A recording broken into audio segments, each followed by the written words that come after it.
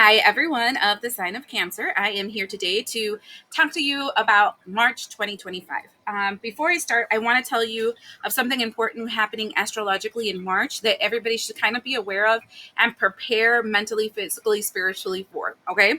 The first thing is the fact that we have on March 14th a full moon in the sign of Virgo. Besides it being a full moon, it's a full moon eclipse in the sign of Virgo. So this is about removing the obstacles seen, unseen, understood, ununderstood that have been limiting you from being able to move in your 3D reality, your physical world. It's talking about organizing yourself amongst the chaos and reclaiming your power. Then we have on the 29th of March, a new moon in Aries. This new moon is not just a regular new moon, it's a new moon plus a solar eclipse aligned with the sun in Libra.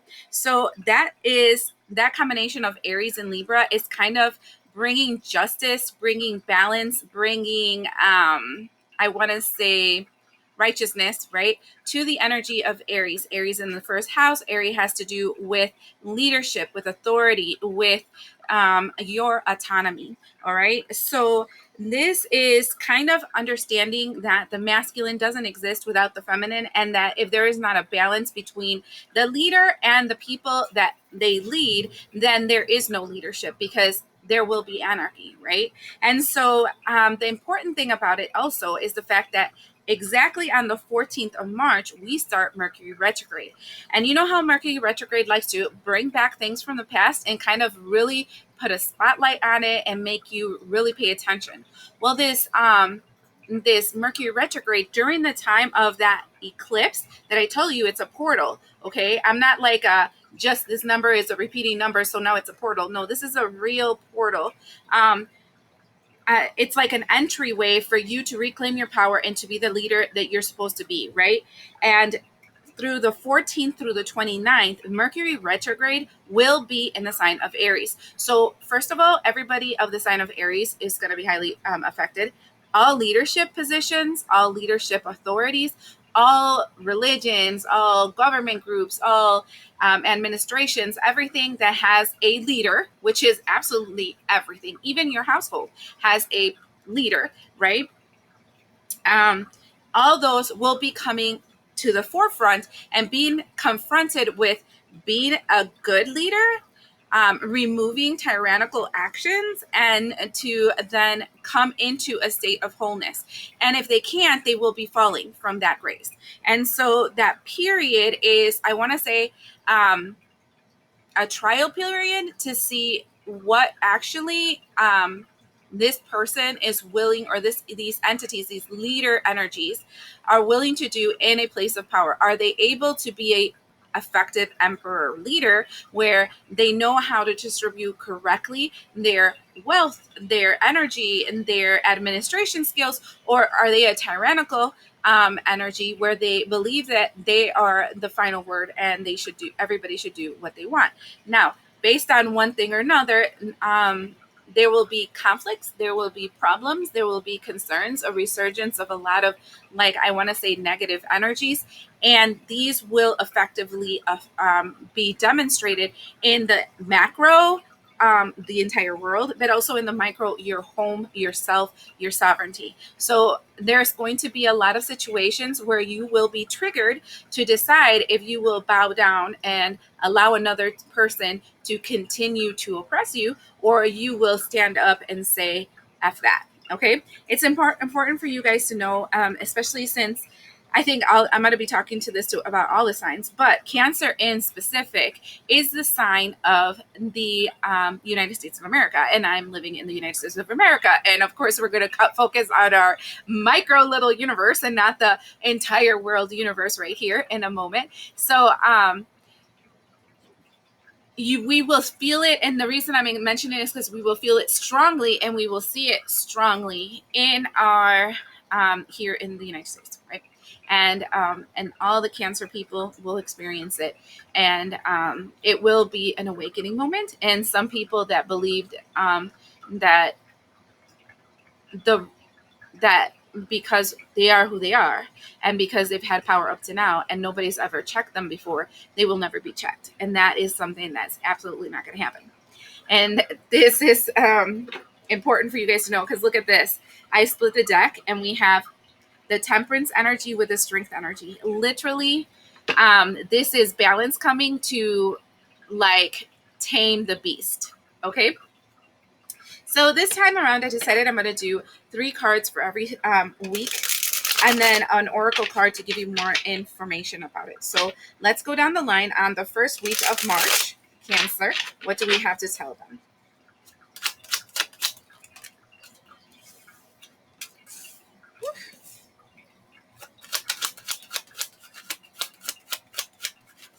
I guess for Cancer, we're going to hit March running, and we're not waiting for the retrograde to start the BS. Okay. So what happens here is the we have the Knight of Wands, with the 6 of Cups, and with the 9 of Wands. Um, so Knight of Wands is all about like all guns blazing, going a million miles per hour. I am king, hear me roar, right? And it's something that has to do with systems, with groups, with organizations, with people that are establishments of the past, right? So these are the same old family members. These are the same people at work. These are the same things that you've grown up with. These are the same prejudices. These are the same drama that you've experienced always and forever in your entire life. And right now, what I'm seeing is that you are going to have um, this energy of resistance around you, because they're going to try to create more walls, more blockades, more limitations to your power, to your autonomy, and to your authority. And so this is why I think it's important for you guys to know that this Mercury retrograde, I feel like it's going to be a positive Mercury retrograde. Everybody's a little bit different, but the Mercury retrograde, legit, it's made for you to decide, am I going to be somebody else's bitch, or am I going to be the one that says, F you, you're only as big as I allow you to be? Okay. And then it reminds me of Pennywise, or It, the movie, where the kids, in losing their fear of the Pennywise, of the evil monster, they were able to kill it because they realized that the only reason it had power is the fear that it created inside of them. And like the boogeyman was only as big and could only create itself as big as we allowed him to become. So like It and Pennywise is like ringing through my head so strongly. So Oracle card for week number 1. These are like witchy cards, okay? We have River Rocks. This is interesting because we have a saying in Spanish about this, but I'll read what it says here. Go with the current, dear one. Find peace in letting go. Let life wash over your soul and welcome your becoming. Here you go.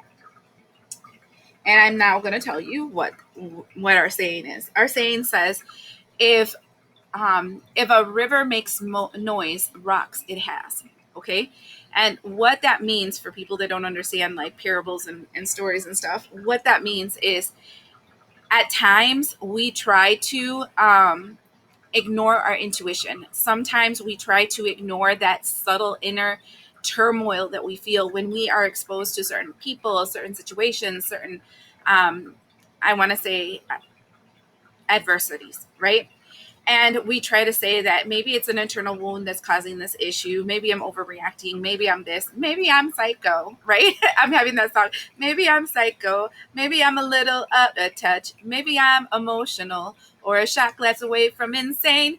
I'm hearing that in my head. So I'm feeling like there's a lot of maybes. You give yourself a lot of maybes. But see, when a situation keeps resurging, it is literally telling you, hey, pay attention. It is not you, it is the situation. And I need you to take autonomy and authority over it. Right here is saying, sit in peace, allow yourself to center, because also it's not good to address a situation when you're hot, right? It's better for you to sit in your peace and sit in your calm and really think through what parts you can contribute or do in a situation to allow yourself to move out of a situation.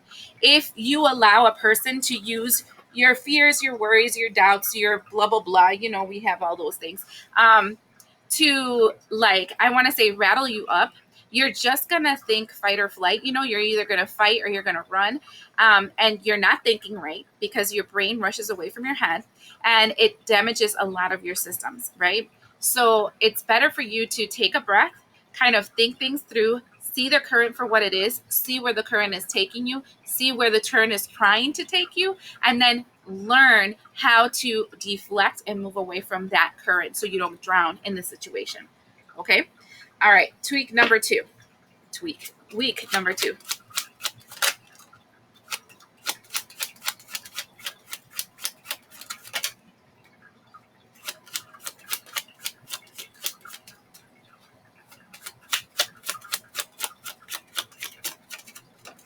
it goes upside down. The first thing that comes out is the Seven of Swords. See? Sneaky people trying to get away with their sneaky shit. And it's funny because in this card, there's like a fox in the background. And in this card, we have a shadow and a coyote, or yes, I'm going to say coyote. Fox, coyotes for me have kind of the same thing, a hidden enemy that is starting to become revealed. Please pay attention, right? And so there's things being done in the shadows, things that are coming through the light. You're going to see things for what they really are, and it's gonna get your gears moving. Now, I'm seeing you in this energy of the king. The Knight of Pentacles. The Knight of Pentacles is not, let's do this. The Knight of Pentacles is like, holy shit. Like, okay, so they've taken this, they've taken that. I've not able to do this. They've tied my hands over here. These are all the walls I keep seeing in week number one that they're going to try to create in front of you, whoever they are. And this can be something also mental, mind you, because sometimes we are our worst enemies. But these are all the obstacles that are placed in front of you. And so you're like seeing things being taken away from you. You seeing the sneaky bullshit because it's no longer hiding. You can see it right in front of your face. And now we have this Knight of Pentacles kind of saying, okay, so I have this one pentacle. I have my hands. I have a direction that I want to go. And you can see that because he has the cow, he has an arrow, he's looking into a barren land.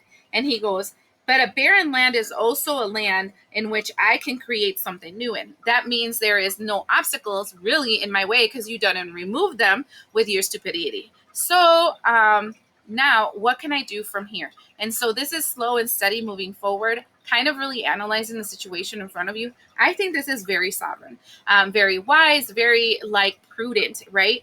Because the reality is when we're all gun ho and we go a million miles an hour, we're going to fuck up. And so the best thing you can do is go slow and steady. You kind of see the situation for what it is. And then you say, what do I have in my hands right now that I can use to be able to move forward? And then we have the Star in reverse. The Star in reverse is this energy of a wish not being fulfilled. You can say that. And it's talking actually more about the age of Aquarius. And this is the distortion of the age of Aquarius.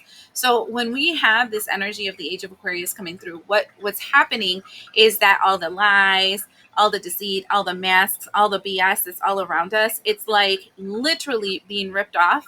And you are literally right in front of your face. My candle just went crazy. It just drew my attention. Right in front of your face, seeing everything for what it is. And you're like, well, okay, I guess we're doing this right now. So now what? Right? And so this is that.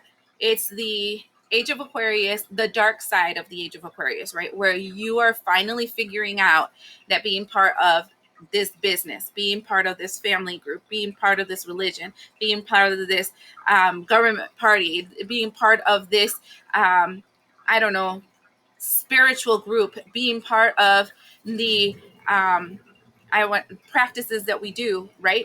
anything like that is not exactly what we signed up for, and it sounds like BS. And then now what do?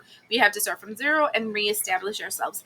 The good thing is you done ripped off the entire everything I haven't made for myself. It freaking sucks, and I don't have anything, but from nothing I have created before, and from nothing I will create again.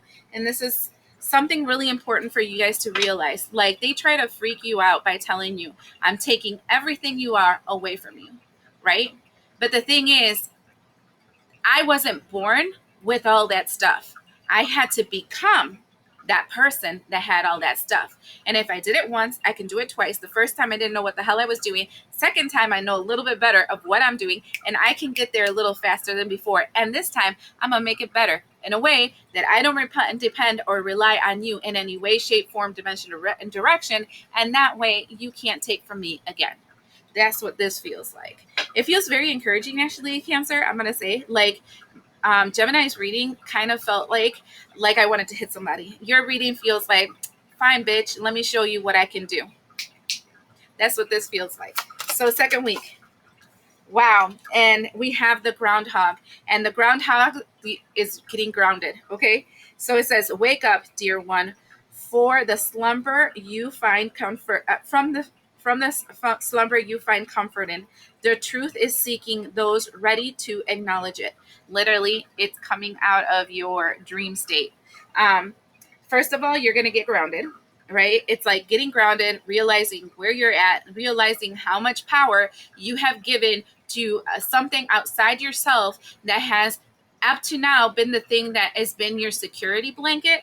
I feel like many of us, like our entire life and the way that we were set up or programmed to be, we were programmed to depend something outside of ourselves. Religion, family groups, community, governments, blah, blah, blah, blah, blah. We keep depending on something outside of ourselves, thinking this is the thing that's going to make me better. Oh, also pills, doctors, counselors. Like, there's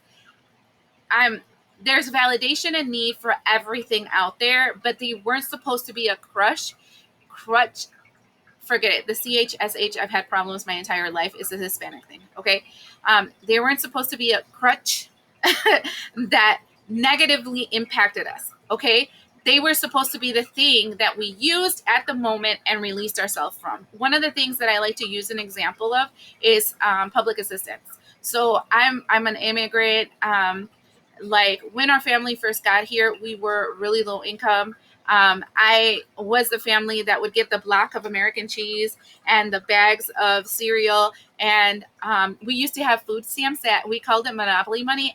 Those ones that are old enough that we're like in the 80s, you know what I'm talking about, the Monopoly money, where now they're so discreet. They give you an ATM card and nobody has to know that you're having public aid. But back in the day, they would totally, like, I want to say, throw your shit out in the street so everybody knew, and you needed to use this special Monopoly money showing people that you use public assistance, right?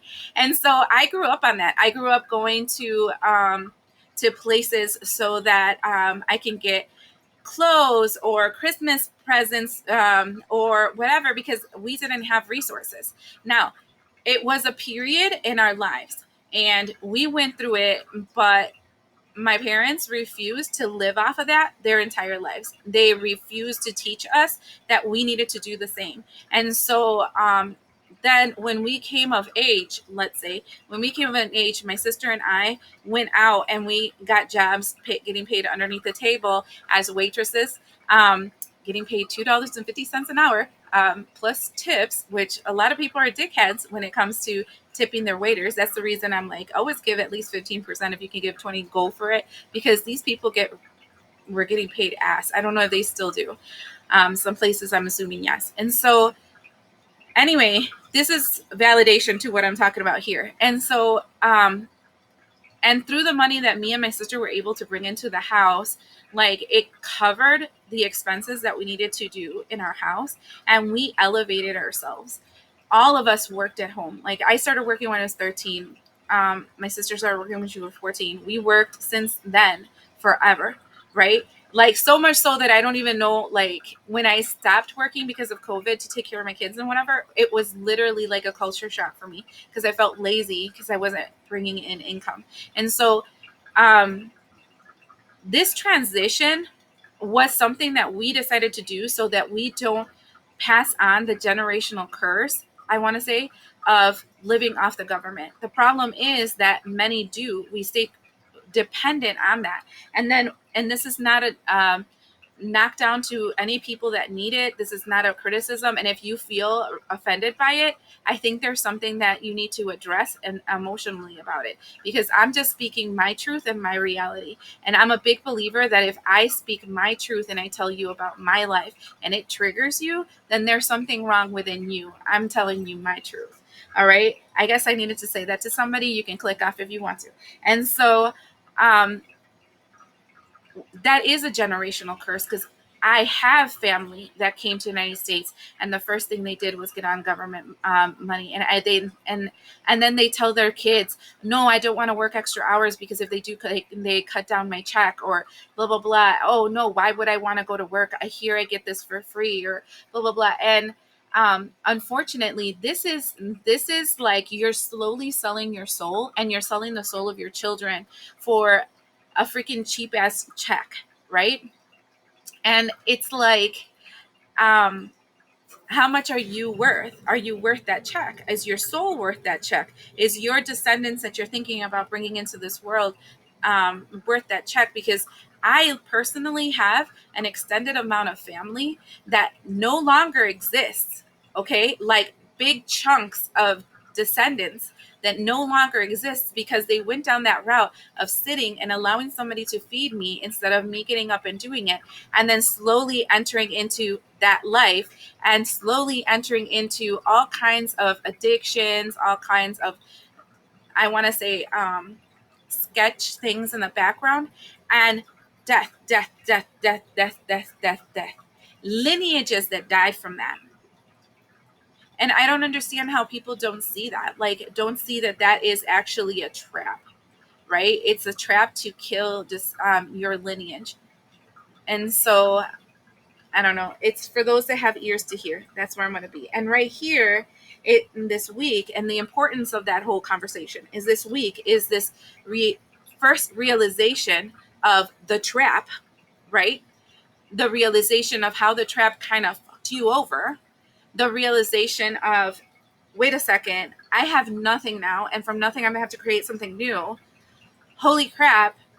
I didn't realize the Aquarius card in reverse, which literally means my dependence on the system, on the collective, on the group, has been my Achilles heel. And now it's time for me to wake the fuck up, struggle a little bit, and come out of this hole. Because as long as that person holds my check, they have my ass, and I have to bow down to a master. And you can go fuck yourself if you think I'm gonna do that for the rest of my life. And so, yep, you see, I knew it, because this is exactly what happened to Gemini. About the second week, when the Mercury retrograde starts coming around, I'm starting to get a little hot. And so keep that in mind. All right. Third week, your reading's going to be a little long, but for those that have ears to hear, third week. Wow. The Wheel of Fortune shut the freaking front door. The Chariot card in reverse. The Queen of Swords. I'm loving this. Okay. First of all, I'm hearing the Michael Jackson song. This says, "It's time to make a change for once in my life. I'm gonna, na, na, na, gonna make a difference. Gonna make it right." Um, Whoever knows the song knows the song. I'm an 80s baby, y'all. This is the songs that are gonna come out. Okay. So what I'm seeing here is the Wheel of Fortune, and this one is very specific because there is a spider's web in the background. And the person is like a spider, really, and with their hands, and they're laughing or whatever. It's like, holy crap, I just realized I'm stuck in a net, right? And from here, I can get out. I can't see yet exactly how I can get out, but I'm going to Queen of Swords it. I have smarts, I have intelligence, I have skills, I have resources. I can hustle. And as soon as I hustle, I can get out of this. And this is interesting because one of the things that I was telling, I mean, me and my husband, we talk about a lot of different things. And one of the things that like we have, me and my husband, is this energy of like, dude, just freaking hustle, just do it. Like bust your ass, get out of it, right?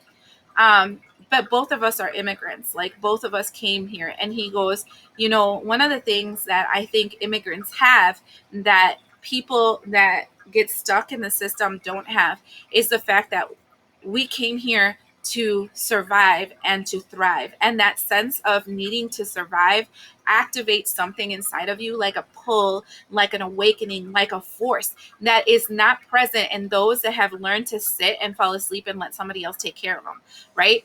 And so then there is this adversity, like, why do you have more than I have? And I'm like, okay, but I've worked like 80 hours this week to be able to have this. And you sat down and waited, right? And so it's not about like criticizing one group over another, but it's like seeing the truth of a situation. All of us struggle.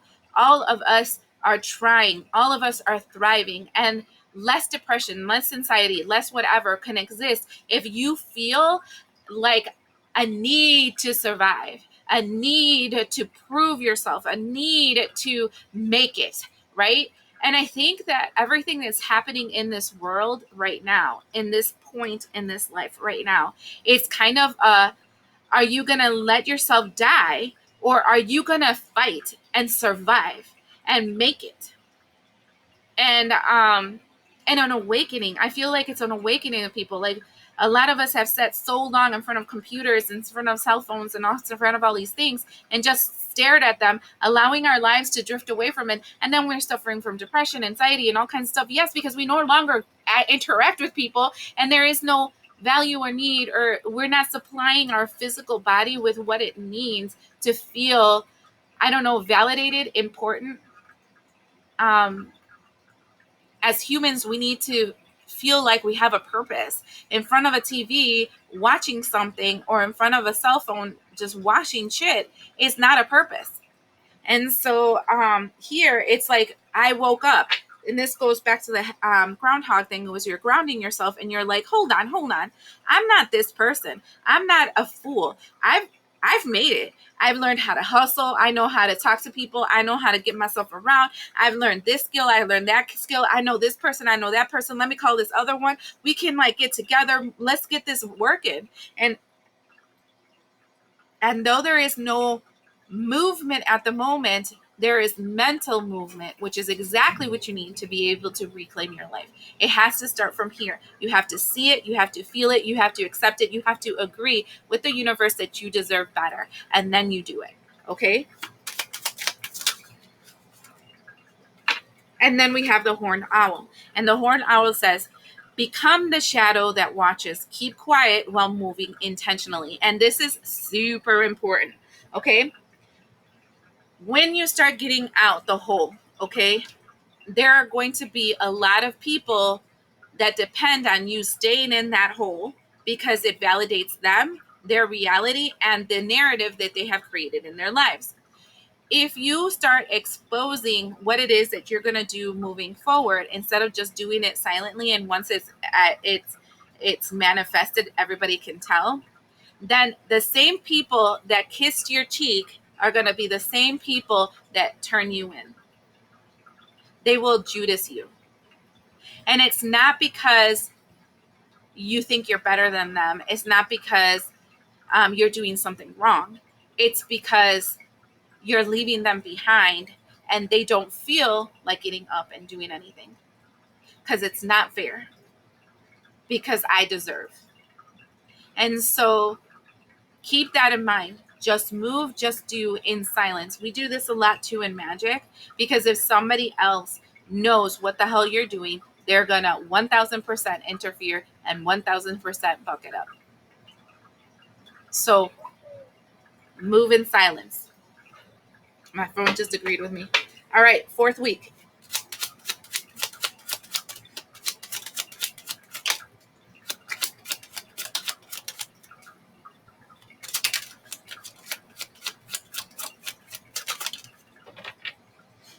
I got this card, and I started hearing the song Boys to Men, End of the Road.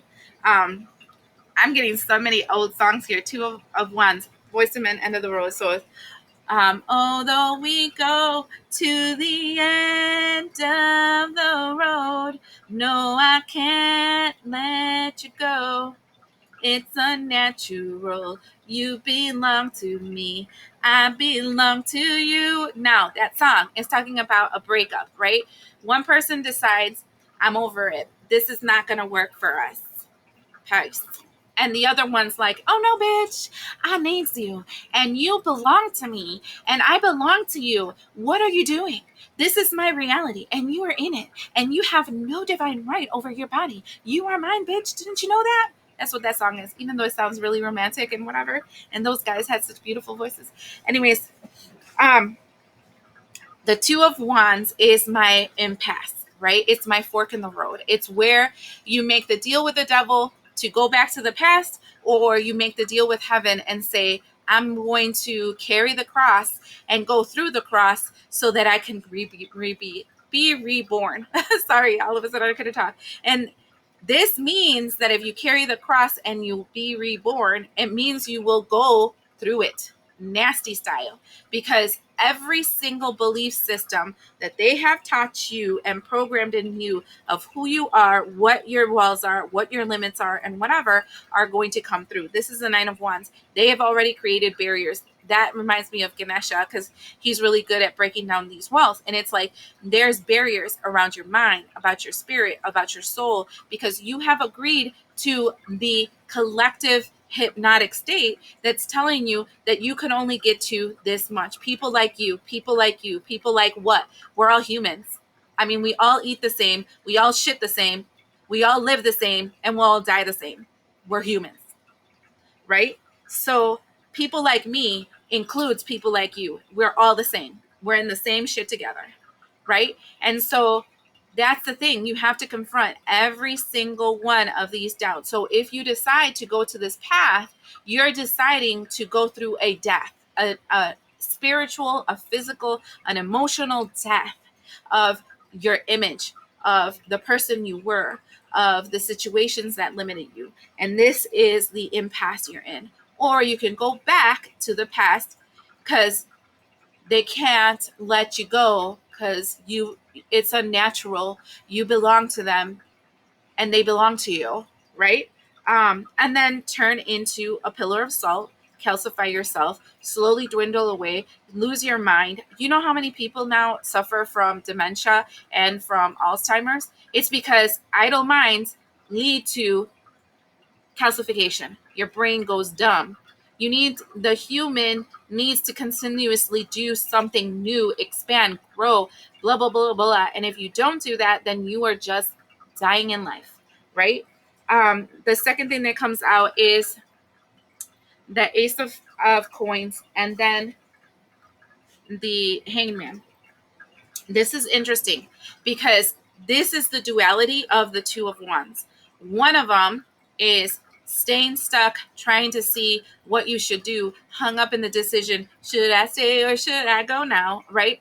Or paying the ferryman to move into calmer waters, but knowing that you are going to have to go through the dark night of the soul so that you can get to that other side.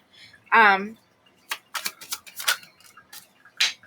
depending on how far down on the, I want to say, codependent road you're in, the road through the ferryman, right, is painful. So painful. Then we have the down, number 18. Slow it down, move slower. I move slower still. Become become the witness swelling in presence. And that energy is very, very interesting, because you do have to keep in mind that when you're going through this process, you are most definitely um, going to have to lose people. You're going to have to lose connections. You're going to a lot of truths that you do not want to see about yourself and about the people around you will be revealed. It will hurt your heart. you will literally go through a large period of mourning. And I like to say that because it's funny how many people perceive that a spiritual journey or awakening is spiritually is supposed to be like, oh my God, I'm going to talk to guides and I'm going to have all these magic powers and blah, blah, blah. No, anybody that's spiritual for real, knows that this is like literally descending into hell. And, and being confronted with every one of the carnal sins that exist within you and around you, and having to first not fall into temptation, and secondly fight to come out of that hole. And so um, I'm a big believer that when Jesus descended into hell to pick up those souls and release them to go to heaven, it was just him releasing um, generational, I mean, his ancestors that were bound into the darker worlds and realms. All of a sudden I can't talk. Into the darker realms because of the fact that, you know, they fell into generational curses and traps and entanglements.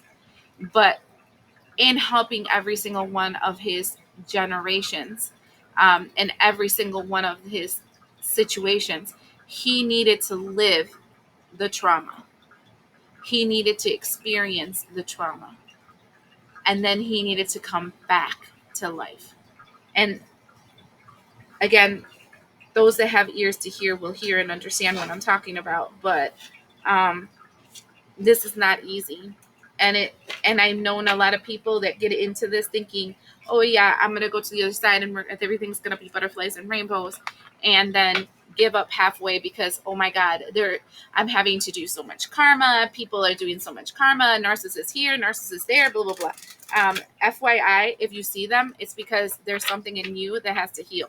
Either you're catalyzing, they're a catalyst to awaken the parts inside of you that have been asleep, or you are that narcissist. And that karmic friend that is around you, or that karmic person that's so karmic, it's literally just mirroring to you your karmic ways. Um, Full moon energy,